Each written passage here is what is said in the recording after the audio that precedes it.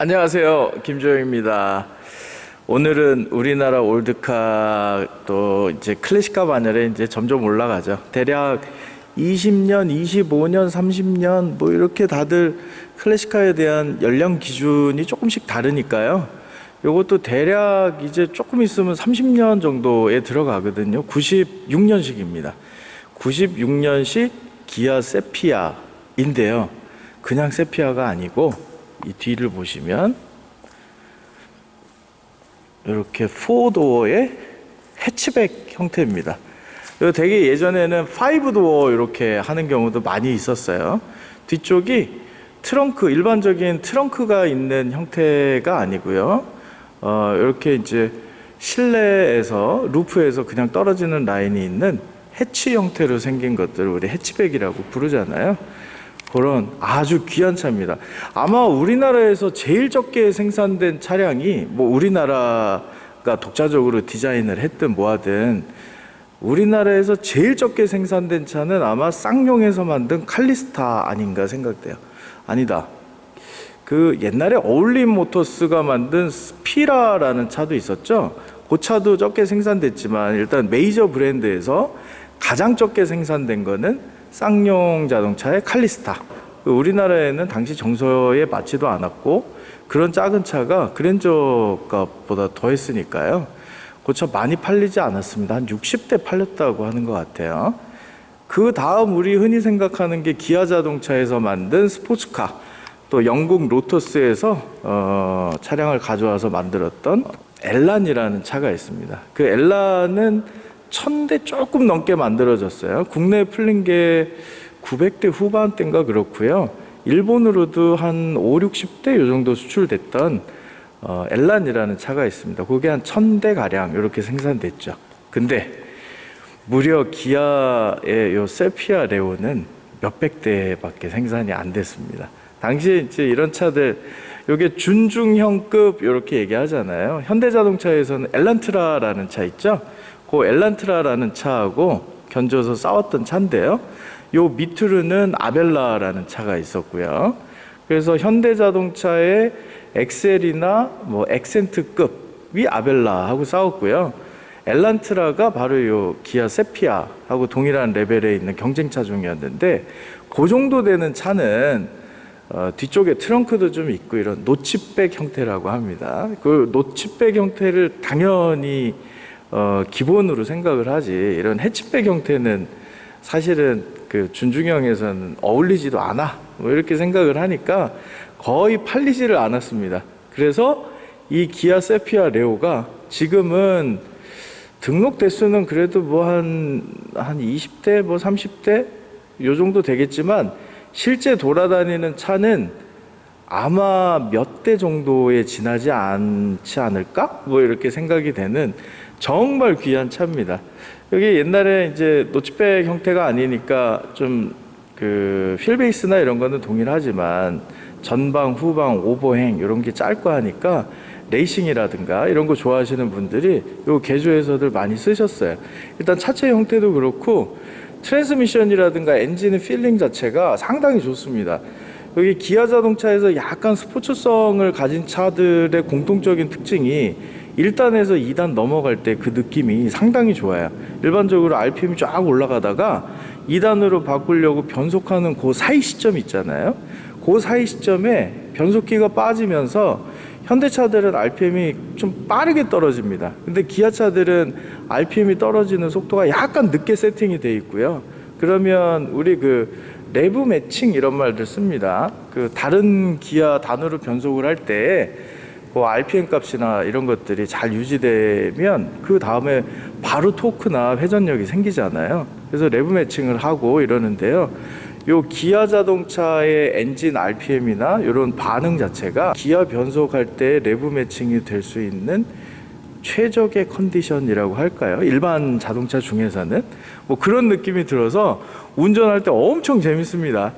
외관은 언뜻 보기에는 별로 예뻐 보이지는 않습니다. 요 이제 당시에 노치백 형태로 처음부터 만들어졌던 차라서 해치백 형태로 만들면서 프로포션이 약간은 깨졌다?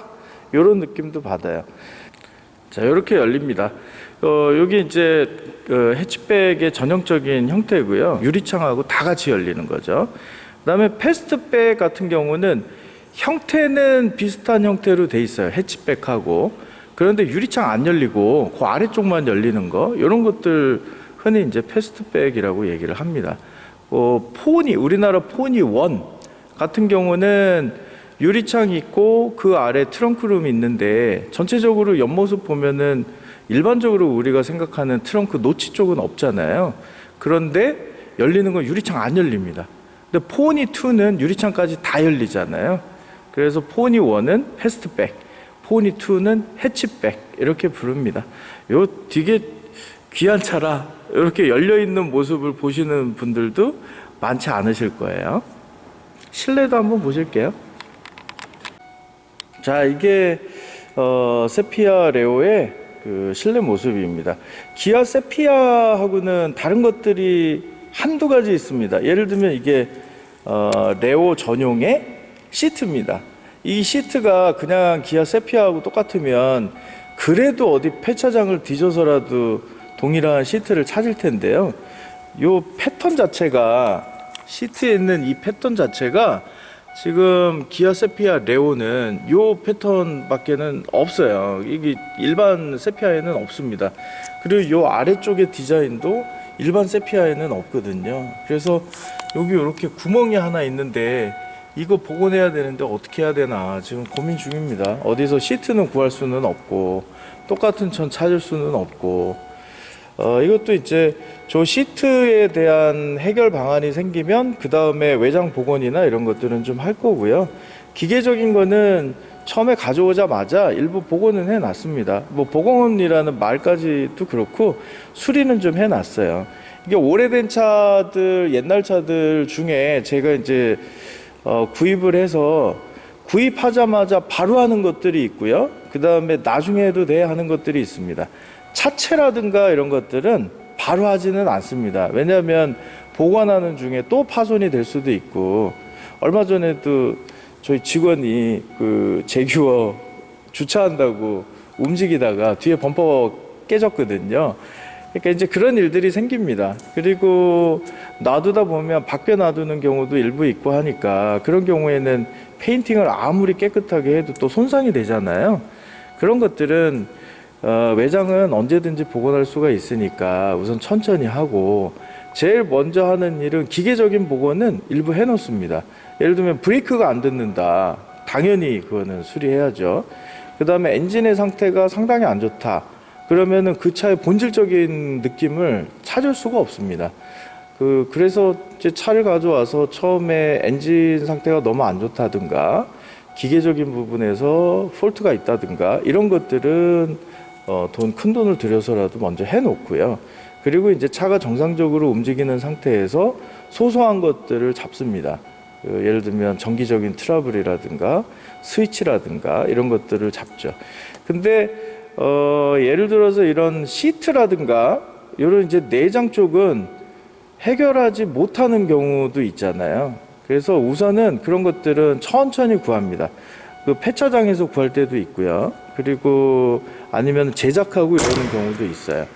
지금 이런 경우, 이 차 같은 경우에도 여기 보면은 휠캡 이런 거 진짜 구하기가 어렵습니다. 근데 이거 4개가 다 휠캡이 없어요. 그냥 없는 것도 괜찮지만 복원한다라고 생각하면은 있는 게 좋잖아요. 그리고 실내는 조금 더 자세히 보실까요? 들어가서 어떤 기능이 있는지 이런 거 보실게요. 옛날 차는 너무 편해요.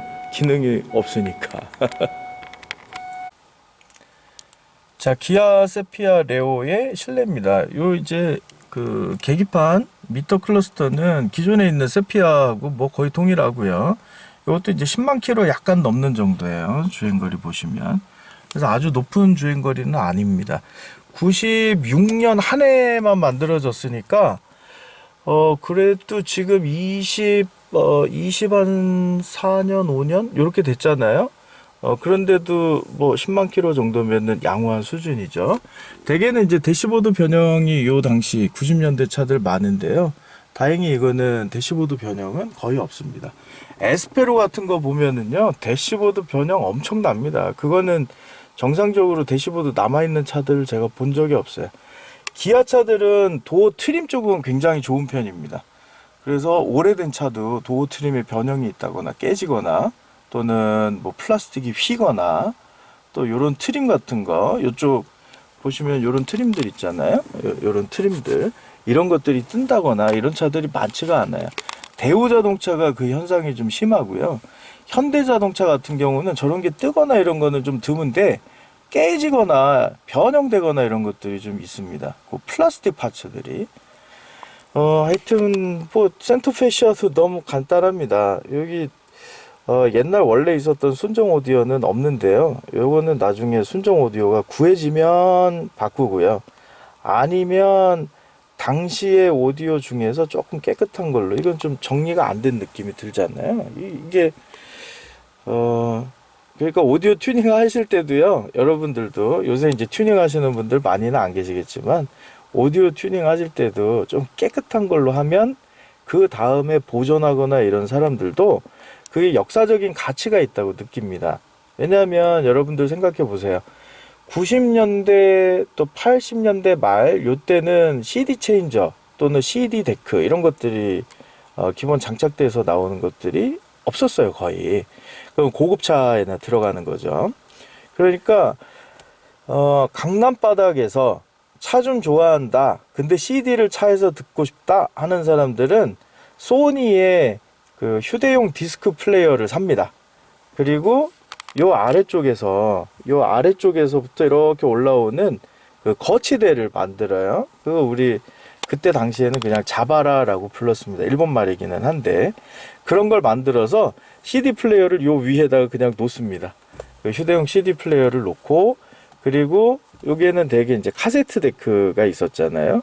그 카세트 데크로 테이프처럼 생긴 연결하는 아답터 같은 게 있었어요. 그런 것들 연결해서 많이들 했습니다. 옥스 단자나 이런 것들도 기본 순정 오디오에서는 지원을 안 하니까요. 그렇게 해서 듣거나 아니면 오디오 튜닝을 직접 하거나 이런 경우가 있는데, 오디오 튜닝 하는 경우에는 당시 뭐 돈 몇백만 원, 몇천만 원 쓰는 분들도 계신데요. 요 안에 보여지는 형태가 엄청 예쁘고 단순하고 깨끗하고 하면 그때 90년대 오디오로 튜닝돼 있는 그 자체도 문화의 하나로 생각을 하는 겁니다. 그래서 오리지널리티, 아주 깨끗하고 원형의 형태를 그대로 유지해야 된다 라고 하는 사람들이 있는 거고, 그리고 그렇지 않더라도 그 차의 특성이나 그 시대를 잘 대변하고 표현해주면 된다 라고 생각을 하고 차를 컬렉션하거나 또는 차에 대한 그 표현을 하거나 이런 것도 또 문화의 한 장르거든요. 그리고 그거는 컬렉션 관점에서도 되게 좋습니다. 좋은 그 방법 중에 하나인 거예요. 그래서 오리지널리티를 그 메인으로 추구하는 분들한테는 감점이 될 수 있는 요소가 있겠지만, 그 시절 또는 그 시대를 소유하고 그 시대에 대한 것들의 역사를 내가 가지고 있겠다라고 생각하는 분들한테는 오디오가 튜닝된 거라도 전혀 관계가 없습니다. 그렇게 된 차라도. 근데 그 튜닝된 오디오가 진짜 싸구려에다가 허접에다가 그 시대를 대표할 만한 물건도 아닌데다가 또 보는 순간 엄청 지저분한 데다가, 그러면 그거 욕먹는 거예요. 근데 그게 아니라 그 시대를 대표할 수 있는 그 시대의 분위기나 기술이나 또는 현상이나 이런 것들을 대표할 수 있는 물건이면 약간의 튜닝을 해도 됩니다. 그 뭐 대표적인 예가 칸가루 범퍼 같은 거잖아요. 당시 SUV나 이런 차들은 칸가루 범퍼 앞에 달려고 엄청들 했잖아요. 그 다음번에 제가 리뷰할 텐데 스포티지나 무쏘 같은 거 칸가루 범퍼가 아예 그냥 메이커에서 만들어져서 나오기도 하고요. 당시 자동차 생활 같은 잡지 보면은 칸가루 범퍼, 그 칸가루 범퍼가 범퍼 앞쪽에 스틸로 툭 튀어 올라와 있는 그 보조 범퍼 같은 그런 것들을 칸가루 범퍼라고 합니다. 그런 것들 가지고 얼마나들 사람들이 선전도 하고 그걸 사고 가서 직접 제작도 하고 그랬는데요. 근데 그런 것들 지금은 법으로 못하게 돼 있지만 그런 것 자체가 그 시대 또는 그 시절의 문화를 대변하는 거 아니겠어요? 여기 보면은 뭐 기능은 하나도 없습니다. 눈에 띄는 거는 이거 뒤쪽 해치백이니까 거기 와이퍼 하나 달려 있거든요. 그거 하나밖에 없어요.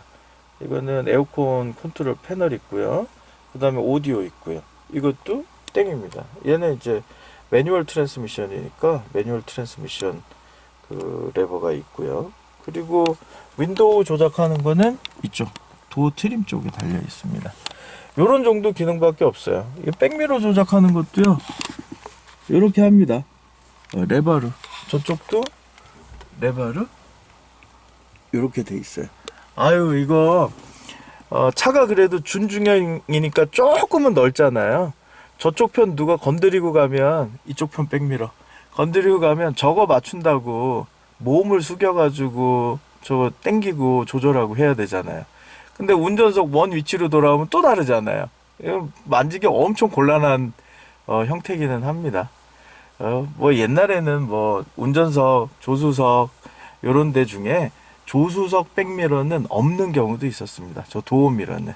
그리고 조수석 쪽 그 뒤편은 이 룸미러로 그 뒤쪽을 보는 게 원래는 상식이에요. 그래서 예전에 미국에서 깡통차들은 저 조수석 백미러, 도어미러도 옵션으로 돼 있고 그랬어요. 그래서 이 차는 이렇게 너무너무 단순한 기능 이런 것들 가지고 있습니다. 이 램프 키면 뭐 이렇습니다. 불 조금 들어오는 느낌이 드시는데 요즘 차들에 비하면은 뭐 거의 이게 뭐야 너무 단순하고 아무것도 없네. 하지만 미니멀리즘 아닙니까? 단순한 게 좋은 겁니다. 아름다운 겁니다. 이렇게 생각하는 게 클래식카나 올드카나 이런 걸 바라볼 때는 좋죠. 엔진 시동 한번 걸어볼까요? 시동 소리도 괜찮아요.